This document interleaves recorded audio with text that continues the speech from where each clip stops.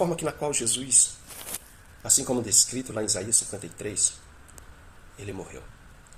Ele foi ferido pelas nossas transgressões. Ele foi moído pelas nossas iniquidades. O castigo que nos traz a paz hoje estava sobre ele. E pelas suas pisaduras nós fomos sarados. A gente vê que Jesus, no momento em que ele foi levado à cruz do Calvário, tudo, aquelas chicotadas, aquele sacrifício, tudo, aquela cruz pesada, a morte mais vergonhosa que o ser humano poderia enfrentar da sua época. Mas mesmo assim, como ovelha muda perante os seus tosqueadores, indo para o matadouro, ele não abriu a sua boca. Nós estamos tendo a cena de um Cristo humilhado. Nós estamos diante de uma cena no vídeo de um Cristo que foi torturado, que foi massacrado, que foi destruído, até o ponto em que ele chega naquele Gólgota. E no momento em que ele chega naquele Gólgota, que ele está lá de cima, olhando com seu olhar de misericórdia, ele poderia ter acabado com aquilo. Se ele tão somente, pai, eu não quero isso mais, acabava com tudo, já era a humanidade, já era o ser humano, Deus, em um estralar de dedo, destruiria tudo por amor do teu filho. Mas Deus, ele amou de tal maneira que permitiu o seu filho. E o seu filho amou de tal maneira que permitiu o sacrifício. E até o fim. A ponto de chegar na cruz, abrir os braços, erguer os olhos e dizer, Tetelestai. Que quer dizer, está consumado. Tetelestai quer dizer, a dívida foi paga. A dívida está paga. A dívida do pecado que era para eu e você carregar, pagar o preço. O sacrifício que era para eu ser sacrificado. Tetelestai. Está pago. Está consumado. A dívida foi paga. Até então nós tínhamos aqui uma mentalidade, uma lembrança, um raciocínio de um Cristo humilhado.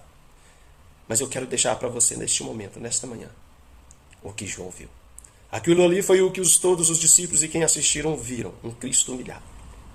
Mas nós vamos ver que alguém, de repente, se depara de um sepulcro e vê uma situação inusitada. Não tem ninguém aqui. Roubaram o corpo do meu mestre.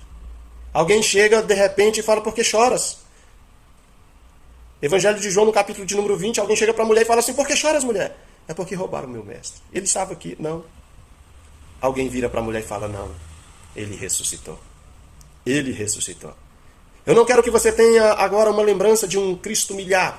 Eu não quero que agora você tenha uma lembrança de um Cristo massacrado, destruído, com seu corpo dilacerado, com seu sangue totalmente esgotado ao chão. Não. Eu quero que você tenha na mente o que eu vou ler para você aqui agora. Lá em Apocalipse, capítulo de número 1, o verso de número 10, 11, aonde o Senhor pede para João escrever para as cartas das igrejas da Ásia.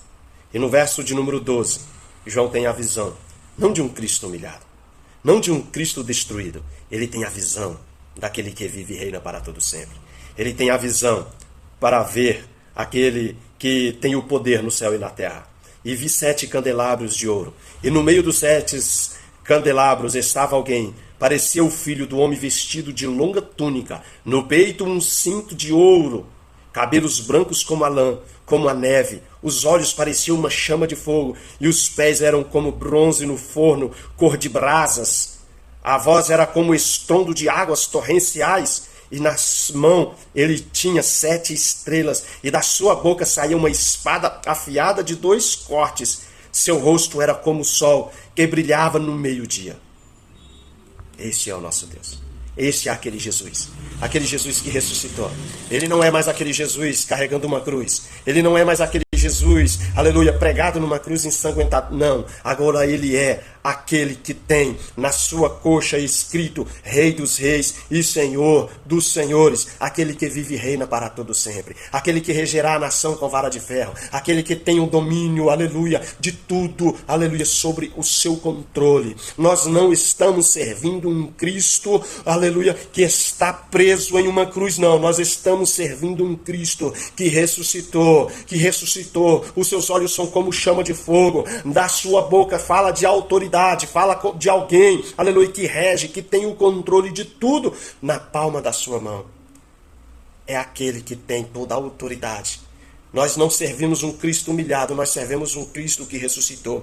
Um Cristo que se compadece da sua vida, um Cristo que se compadece da sua alma, um Cristo que subiu à destra de Deus e foi preparar um lugar, e já preparou este lugar, e brevemente vai voltar para buscar um povo zeloso de boas obras. Vai vir buscar um povo que de fato, aleluia, entregou a sua vida a Ele, confessou os seus pecados a Ele, e agora tem o nome escrito no livro da vida. Ele vem buscar um povo que persevera, e aquele que perseverar até o fim será salvo. Ele vem buscar um povo que, como o apóstolo Paulo diz, que com a boca confessou a Ele, aleluia, entregou-se a Ele, confiou-se a Ele, com o coração creu, e agora espera um Cristo vier buscar a sua noiva. Ele vai vir te buscar, ele vai vir me buscar, e ele vai achar aquele que está, aleluia, esperando a sua volta. E você será mais do que vencedor, bem-aventurado, porque Cristo te amou. Entenda esta palavra, receba essa palavra para a sua vida neste momento, que você seja edificado, seja sarado, e que se você ainda não aceitou Jesus, aceite a Ele, para que Ele possa escrever o seu nome no livro da vida,